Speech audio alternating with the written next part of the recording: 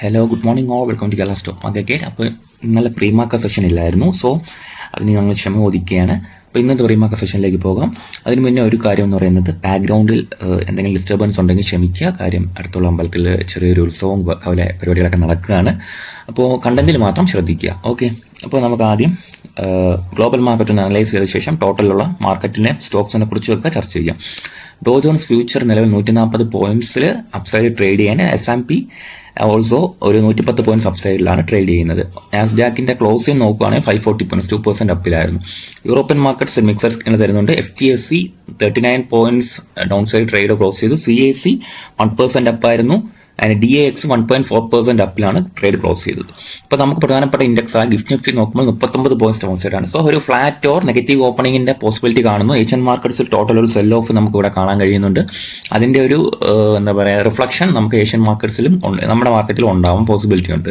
ഇപ്പോൾ നിക്കി നോക്കുകയാണെങ്കിൽ 604 points down സൈഡിലും, സ്ട്രേറ്റ് ടൈംസ് 16 പോയിന്റ്സ് ഡൗൺ സൈഡിലുമാണ് ട്രേഡ് ചെയ്യുന്നത്. ഹാങ്സങ് ഒരു 124 പോയിന്റ്സ് അപ്സൈഡ് ട്രേഡ് ചെയ്യുകയാണ്. തായ്വാൻ വെയ്റ്റഡ് ഓക്കെ, ക്ലോസിംഗ് എന്ന് പറയുന്നത് അത്യാവശ്യം ഭേദപ്പെട്ട ഇതിലായിരുന്നു.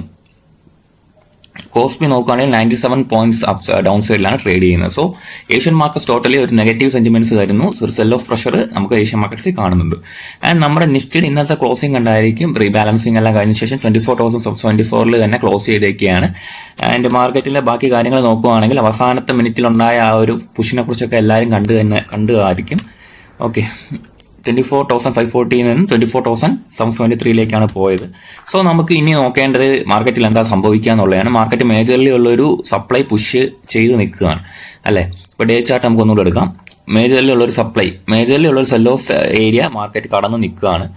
അപ്പോൾ ഇനി ഒരു പുൾ ബാക്ക് ഉണ്ടാവാൻ പോസിബിലിറ്റി ഉണ്ടോ എന്ന് ചോദിച്ചാൽ പുൾ ബാക്ക് ഉണ്ടാവാനുള്ള പോസിബിലിറ്റി ഉണ്ട്. 24,600 ഇനി ഒരു ഡിമാൻഡ് ഏരിയ ആയിട്ട് ആക്ട് ചെയ്യാൻ പോസിബിലിറ്റി ഉണ്ട്. അപ്പോൾ മാർക്കറ്റിൽ കുറച്ചുകൂടെ മൈനർലി നമ്മൾ ഇതിനെ ഒന്ന് വീക്ഷിക്കാൻ ശ്രമിച്ചാൽ മാർക്കറ്റിൽ ഇനിയുള്ള ഒരു സെൽ ഓഫ് പോസിബിലിറ്റി ഉള്ള സ്ഥലങ്ങൾ നമുക്ക് നോക്കാം. 24,990 സോണ് നമ്മൾ ഇനി കെയർഫുൾ ആയിട്ടിരിക്കുക. ഇൻട്രാഡേ ലെവലാണ് ഞാൻ ഈ പറയുന്നത്. 24,990, 25,332. അപ്പോൾ മാർക്കറ്റിൽ ഇനി നമ്മൾ ശ്രദ്ധിക്കേണ്ട സോൺസ് ആണ് ഞാനിപ്പോൾ ഇവിടെ വരച്ചത്. ഓക്കെ, 50 മിനിറ്റ്സിൽ നമുക്കത് വരയ്ക്കാം. ചില സമയത്ത് 50 മിനിറ്റ്സിൽ വരയ്ക്കുന്ന കാര്യങ്ങൾ വരാറില്ല. ഓക്കെ, അപ്പോൾ നമുക്ക് ഈ ഒരു ഏരിയ 24,160 ഈ സോൺ ആയിരിക്കും ബെറ്റർ എന്ന് പറയുന്നത്. ആൻഡ് വേറെ ഒരു സോൺ എന്ന് പറയുന്നത് ഇതായിരിക്കും 25,677. 15 മിനിറ്റിലും കൂടെ നോക്കാം. 15 മിനിറ്റിൽ നമുക്കൊരു 1 അവറിൽ അല്ലെങ്കിൽ 4 അവറിൽ നോക്കാം. ഓക്കെ, 4 അവറിൽ ഞാനിന്ന് വരയ്ക്കുകയാണ്. കാര്യം അത്രയും വലിയൊരു ബിഗ് മൂവ്മെന്റിന് ശേഷം നിൽക്കുകയാണ്. അതുകൊണ്ട് തന്നെ 4 അവറിൽ ഞാൻ വരയ്ക്കുകയാണ്. അപ്പം ഈ ഒരു ഏരിയാസിൽ മാർക്കറ്റ് 25,160, 25,670 എന്നുള്ള സോൺസ് മാർക്കറ്റിൽ സെല്ലിംഗ് പ്രഷർ ഉണ്ടാവാനുള്ള പോസിബിലിറ്റി ഉണ്ട്. അപ്പോൾ അത്രയും വലിയൊരു ബുള്ളിഷ് മൊമെന്റത്തിനുള്ള പോസിബിലിറ്റി മാർക്കറ്റിൽ സ്റ്റിൽ ഉണ്ട്. കാര്യം നല്ലൊരു ബ്രേക്കിനുള്ള പോസിബിലിറ്റി ഉണ്ട്. 1%, 2% മൂവ്മെന്റ് മാർക്കറ്റിന് ഇനി കിട്ടാനുള്ള പോസിബിലിറ്റി ഉണ്ടെന്ന് തന്നെയാണ് എനിക്ക് തോന്നുന്നത്. അപ്പോൾ എന്തായാലും നിഫ്റ്റി സ്ട്രോങ് ആണ്, ബട്ട് നമുക്കൊരു പുൾ ബാക്ക് പ്രതീക്ഷ മാത്രം നിഫ്റ്റിയിൽ നിൽക്കുക. ഓക്കെ, എടുത്തു ചാടി ഒരു ട്രേഡ്സും പുഷ് ചെയ്യാതിരിക്കുക. രാവിലത്തെ ഒരു മണിക്കൂർ അല്ലെങ്കിൽ ഒരു 2 മണിക്കൂർ മാർക്കറ്റ് എങ്ങനെയാണ് പ്രവർത്തിക്കുന്നതെന്ന് നോക്കിയ ശേഷം മാത്രം നിങ്ങൾ ട്രേഡ്സിലോട്ടൊക്കെ ഇനിഷ്യേറ്റ് ചെയ്ത് കയറാൻ ശ്രമിക്കുക. ഓക്കെ, പിന്നെ സ്റ്റോക്സ് ഒരുപാട് ന്യൂസിലുണ്ട്, നമുക്ക് നോക്കാം. ഇന്ന് റിസൾട്ടുള്ള കമ്പനികളും ഉണ്ട്. റിസൾട്ട് വരുന്നതിൽ ONGC, എയർടെൽ, FSN, ഇ-കോമേഴ്സ്, അതായത് Bharti Hexacom, Alembic Pharmaceuticals, Emami, Godrej Properties, Graphite India, Greaves Cotton, Kalyan, Marico, MCX, Metropolis, Pidilite Industries, PNB Housing Finance, United Breweries and യുണോമിന്റെ റിസൾട്ട് വരുന്നുണ്ട്. SBI ഫണ്ട് മാനേജ്മെന്റിന്റെ പ്രോഫിറ്റ് സ്ലൈറ്റ്ലി റൈസ് ചെയ്തിട്ടുണ്ട്. റവന്യൂ ഗ്രോത്ത് ഉണ്ടായിട്ടുണ്ട്. കൽപ്പാത്താരിന്റെ ലോസ് കുറഞ്ഞതായിട്ടുള്ള ന്യൂസ് ഉണ്ട്. 49 കോടിയിൽ നിന്ന് 26 കോടിയിലേക്ക്. അതിന്റെ റവന്യൂ ഇൻക്രീസ് ഉണ്ട്. കിംസിന്റെ ആണ് പ്രോഫിറ്റ് സ്ലൈറ്റ്ലി കുറഞ്ഞിട്ടുണ്ട്. 78 കോടിയിൽ നിന്ന് 41 കോടിയിലേക്ക്. ഞാൻ ഹോൾഡ് ചെയ്യുന്ന സ്റ്റോക്കാണ് കേട്ടോ. റവന്യൂ ജമ്പ് ഉണ്ടായിട്ടുണ്ട്. ടൊറന്റ് പവറിന്റെ പ്രോഫിറ്റ് ഡിക്ലൈൻ ഉണ്ടായിട്ടുണ്ട്. അതിന്റെ റവന്യൂ റൈസും ഉണ്ടായിട്ടുണ്ട്. GE ഷിപ്പിംഗ് കമ്പനിയുടെ ആണെങ്കിൽ പ്രോഫിറ്റ് 504 കോടിയിൽ നിന്നും 1,308 കോടിയിലേക്ക് മാറി. റവന്യൂ ജമ്പ് ഉണ്ടായിട്ടുണ്ട്. DLFന്റെ പ്രോഫിറ്റ് ഇൻക്രീസ് ചെയ്തു. റവന്യൂ സ്ലൈറ്റ്ലി ഫോൾ ചെയ്തു. IREDയുടെ പ്രോഫിറ്റ് സോർ ചെയ്തതായിട്ട് ന്യൂസ് ഉണ്ട്. 246 കോടിയിൽ നിന്നും 338 കോടിയിലേക്ക്. നെറ്റ് ഇൻട്രസ്റ്റ് ഇൻകം ഗ്രോ ചെയ്തിട്ടുണ്ട്. ടെക്സ്മാക്കോയുടെ പ്രോഫിറ്റ് സ്പൈക്ക് ചെയ്തു. 30 കോടിയിൽ നിന്നും 50 കോടിയിലേക്ക്. ഓക്കെ, 66%. അത് സാമാന്യം ഭേദപ്പെട്ട ഒരു ഇതാണ്. ഞാൻ ഹോൾഡ് ചെയ്യുന്നുണ്ട് ടെക്സ്മാക്കോ. പ്രോഫിറ്റ് ഫോളോ ചെയ്തതായിട്ട് റവന്യൂ ഫോളോ ഉണ്ടായിട്ടുണ്ട്. ഓക്കെ, കൻസായ് നിറോലാക്കിന്റെ പ്രോഫിറ്റ് റൈസ് ചെയ്തു. ഞാൻ ഇത് ഹോൾഡ് ചെയ്യുന്നുണ്ട്. കൻസായ് നിറോലാക്ക് പ്രോഫിറ്റ് റൈസ് ചെയ്തു. റവന്യൂ ഇൻക്രീസ് ചെയ്തു.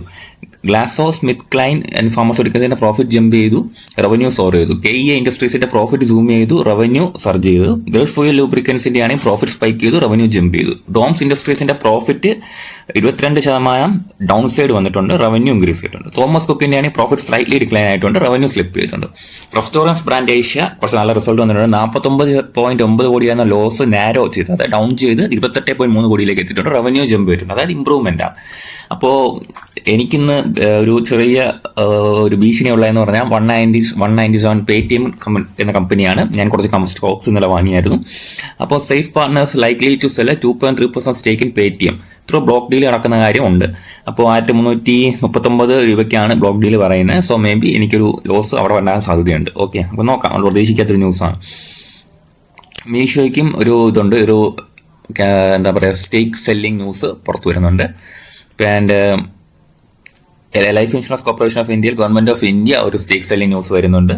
പിന്നെ അരവിന്ദിൽ ഒരു QIP issue, fund raising issue വരുന്നുണ്ട്.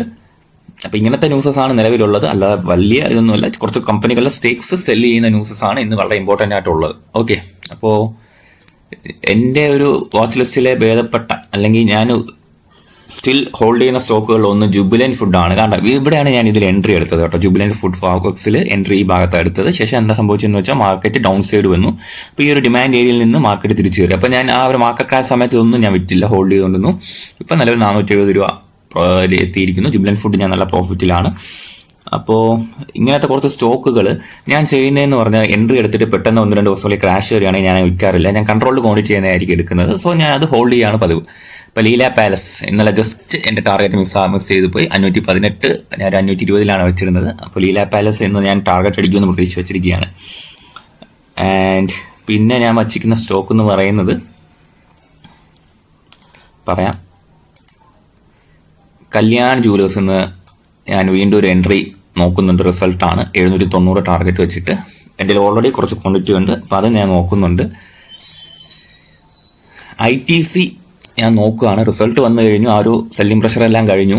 അപ്പോൾ ITCക്ക് ഇനി ഒരു മൂവ്മെന്റ് ഉണ്ടാവുമോ എന്നാണ് ഞാൻ നോക്കുന്നത്. കാര്യം ഈ ഒരു ഏരിയ അത്യാവശ്യം നല്ലൊരു ഡിമാൻഡ് സോണിലാണ് മാർക്കറ്റ് ട്രേഡ് ചെയ്യുന്നത്. സോ ITC ഈ ഒരു സെല്ലിംഗ് പ്രഷർ എല്ലാം അബ്സോർബ് ചെയ്യുമോ ഇല്ല എന്നുള്ളതാണ് എൻ്റെ ഒരു ചോദ്യം. കാര്യം ഓൾ ടൈം ഹൈയിൽ നിന്ന് നല്ല 470 റേഞ്ചിൽ നിന്ന് നല്ല രീതിയിൽ ഡൗൺ സൈഡ് വന്നു. അപ്പോൾ ഇനി ആ സ്റ്റോക്ക് ഡൗൺ സൈഡ് വരാൻ പോസിബിലിറ്റി ഉണ്ടോ എന്ന് എനിക്ക് അറിയാൻ പാടില്ല. നമുക്ക് ടെക്നിക്കലി നോക്കുകയാണെങ്കിൽ ഇനി ഒരു 280 റേഞ്ച് ബ്രേക്ക് ചെയ്യുകയാണെങ്കിൽ നല്ല വീണ്ടും ഒരു ഡൗൺ സൈഡിലേക്ക് വരും. അതായത് 230, 190 റേഞ്ചിലേക്ക് വരും.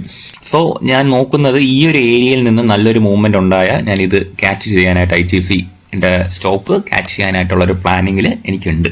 ഓക്കെ, അപ്പോൾ ഞാൻ വാച്ച് ചെയ്യുകയാണ് 290, 300 റേഞ്ച് ബ്രേക്ക് ചെയ്യുമോയെന്ന്. എങ്കിൽ പിന്നെ എൻ്റർ ആവാനായിരിക്കും ഞാൻ പ്ലാൻ ചെയ്യുക. ഓക്കെ, അപ്പോൾ നിങ്ങൾക്ക് എന്തെങ്കിലും ഡൗട്ട്സ് ഉണ്ടെങ്കിൽ എൻ്റെ ടെലിഗ്രാം ചാനലിൽ നിങ്ങൾക്ക് വരാം. ജോയിൻ ചെയ്ത ശേഷം എനിക്ക് മെസ്സേജ് ചെയ്താൽ ഞാൻ സമയം കിട്ടുമ്പോൾ എല്ലാവർക്കും ഞാൻ റിപ്ലൈ ചെയ്യാനായിട്ട് ശ്രമിക്കുന്നതായിരിക്കും. പിന്നെ ഇന്നലെ ഞാൻ അവധ് ഷുഗർ നമ്മളെ ടെലിഗ്രാം ചാനലിൽ ഇട്ടിട്ടുണ്ടായിരുന്നു. ഞാൻ ഫോക്കസ് ചെയ്യുന്ന ഒരു കമ്പനിയാണ് അവധ് ഷുഗർ. ഞാനിപ്പോൾ എൻ്റർ ചെയ്തിട്ടില്ല, ഇന്ന് രാവിലെ നോക്കാമെന്ന് വിചാരിച്ചിരിക്കുകയാണ്. കണ്ടില്ലേ, നല്ലൊരു മൂവ്മെൻറ്റും നല്ലൊരു വോളിയും ഒക്കെ കാണുന്നുണ്ട് അവധ് ഷുഗറിൽ. ഇപ്പോൾ 558.70 ആണ് നിലവിൽ ട്രേഡ് ചെയ്യുന്നത്. നല്ലൊരു ചെറിയ സോണിൻ്റെ ഉള്ളിൽ കൺസോളിഡേറ്റ് ട്രേഡ് ചെയ്യണം അവധ് ഷുഗർ. അപ്പോൾ ഞാൻ ഇത് വാച്ച് ലിസ്റ്റിൽ ഇട്ടിട്ടുണ്ട്. എന്താ നടക്കുന്നതെന്ന് നമുക്ക് കണ്ടറിയാം. ഓക്കെ, സോ ഇപ്പോൾ നാളെ വീണ്ടും നമുക്ക് പ്രീ മാർക്കറ്റ് സെഷനിൽ കാണാം. Okay, thank you.